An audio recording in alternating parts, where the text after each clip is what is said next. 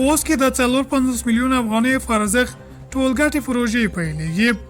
د خوست ولایت په بېلابېلو ناحیو کې د ښاروالۍ له فرښتې بودیجې څخه د شاوخوا 450 میلیون افغانۍ په ارزښت د سړکونو او ویالو د جوړولو چارې پیل شوي دي. د متون ښاروال بسم الله بلال وایي چې په 1402 مالي کال په پلان کې 12 پروژې د 112 میلیون افغانۍ په ارزښت په پام کې نیول شوي چې له جملې څخه یې په لومړۍ ناحیه کې د 480 مترو په دویمه او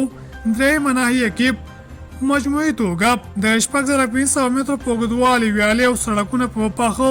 او اساسي توګه په 6 میاشتو کې جوړېږي. په ورته وخت کې د خوست مرستیال والي محبوب شاه قانع وویل چې تېرو 2 کلونو په بهیر کې